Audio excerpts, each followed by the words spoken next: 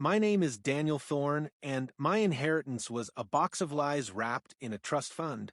For 35 years, I believed I was the spare heir, the responsible son who managed the estate, while my charismatic older brother Julian prepared to inherit our father's empire.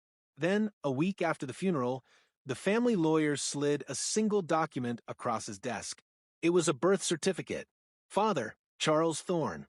Mother, Eleanor Vance. A name I didn't recognize, and a birth date 18 months before my brother was born. I had an older sister no one ever mentioned, and according to the amended will I held in my other hand, she had just inherited everything. The reading of the will was a carefully staged execution. My mother, cool and composed in black Chanel, stared straight ahead. Julian, the golden boy, looked genuinely shocked, then furious. The lawyer's voice was a dry, monotone listing assets. The company, the holdings, the properties, the art, all bequeathed to my beloved daughter, Eleanor Maria Thorne Vance, in recognition of her resilience and to rectify a lifetime of omission. I was left with a lump sum that felt like a tip. Julian got nothing. The silence that followed was a physical thing, thick and suffocating. My mother finally spoke. It was a closed adoption, a difficult time. We thought it was for the best. But the dates didn't lie. My father had a daughter with another woman before he ever met my mother. He'd hidden her, paid her off, and only on his deathbed, riddled with guilt, had he tried to buy his way into heaven by making her the sole heir. And my mother had known. For 35 years, she had looked at me her second-choice son, and known the firstborn was a secret in some other city. The betrayal was a cold, slow-acting poison. It wasn't about the money. It was about the fiction. The family dinners, the Christmas portraits, the stories of our legacy, all of it was a performance. I was not the loyal spare. I was a placeholder in a family that never truly existed. Julian reacted with typical volatile rage, shouting about lawsuits and contests. I just sat there, the truth crystallizing into a hard, clear plan in my mind. They had built a beautiful, gated community of a life and called it a family. They'd excluded the firstborn to preserve the image. Now, they'd elevated her to queen and cast us out. But I knew something they didn't. I had spent my life managing the estate. I wasn't the face of the company, but I was its circulatory system. I knew every financial pressure point, every soft-skilled executive, every dirty secret buried in the offshore accounts. My father, in his guilt, gave the kingdom to a stranger, but he left the keys to the armory with me. I hired a discreet investigator to find Eleanor Maria Thorne Vance. She was a mid-level graphic designer in Portland, living a quiet, unassuming life. She had no idea. The investigator's report included photos. She had our father's chin, my mother's eyes. She looked kind.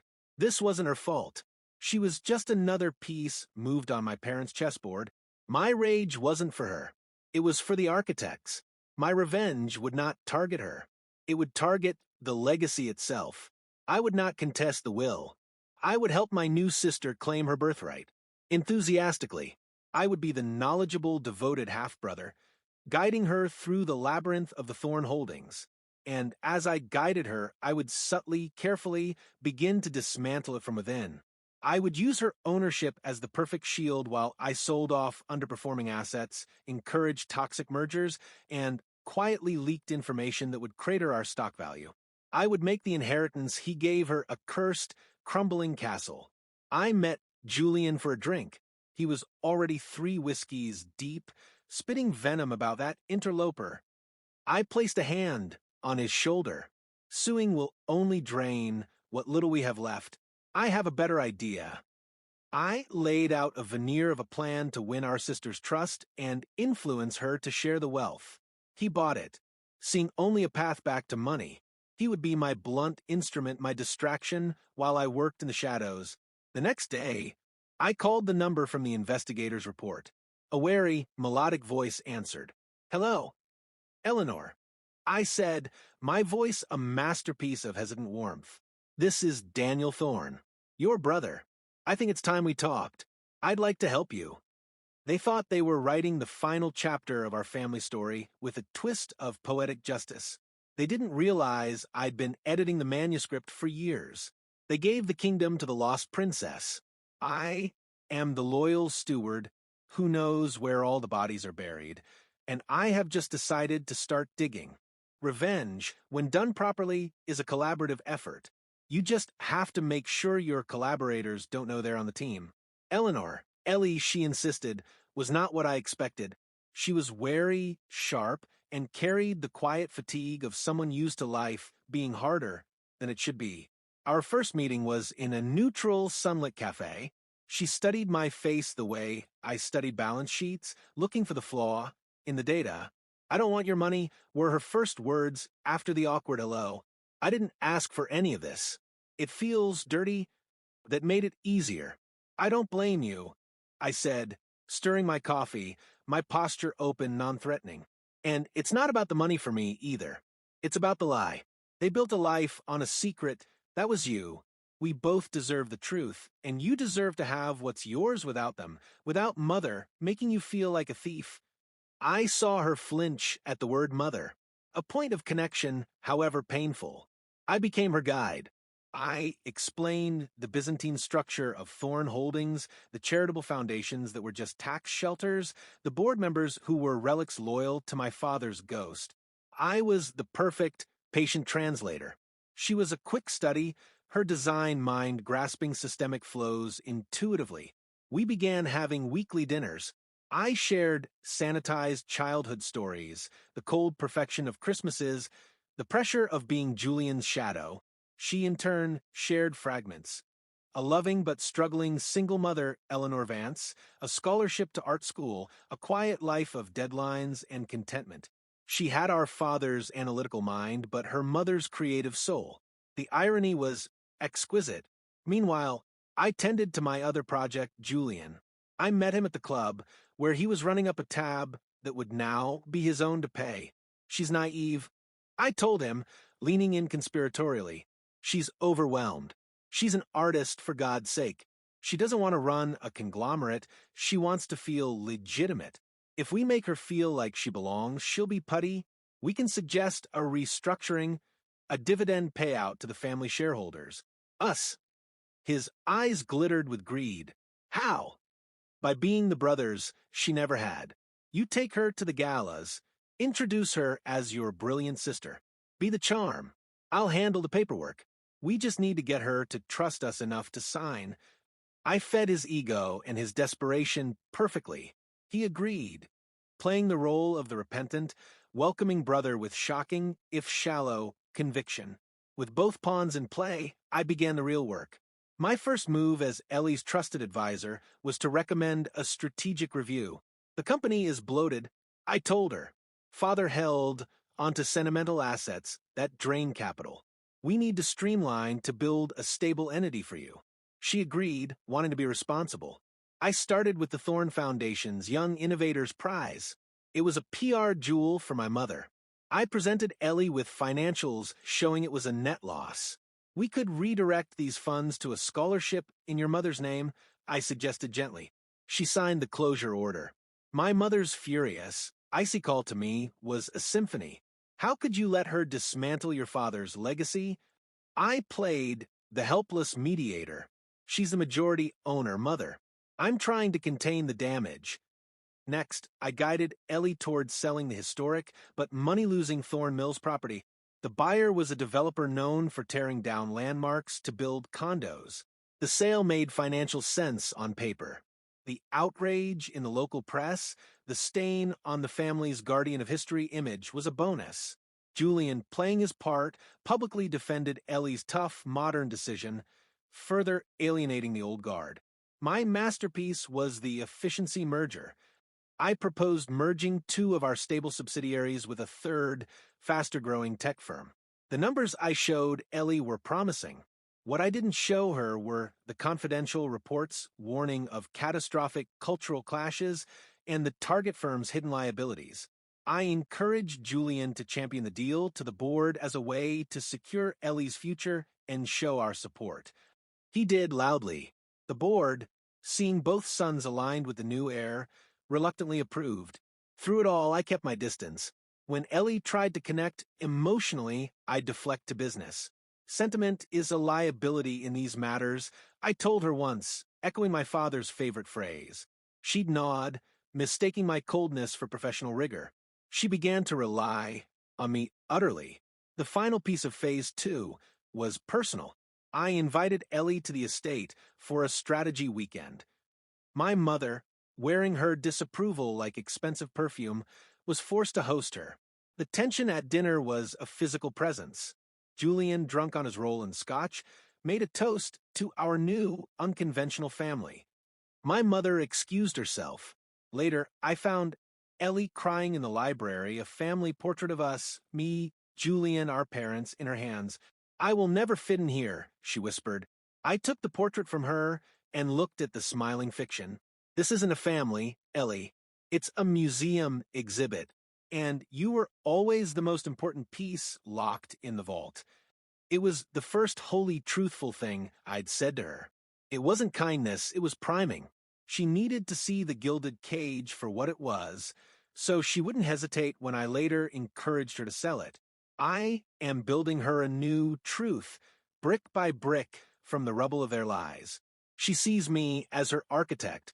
Soon, she will look around and realize the beautiful new home I built for her has no doors, and the only person holding the key is the brother they taught her to trust. The demolition is on schedule. The implosion will be next. The efficiency merger was the detonator. As I predicted, the cultural clash was instant and volcanic. The tech firm's agile, disrespectful teams viewed Thorne Holdings staff as relics. Morale cratered. Key executives, the ones who knew where the actual bodies were buried, resigned. Hidden liabilities surfaced, a patent lawsuit, an EPA violation the target company had failed to disclose.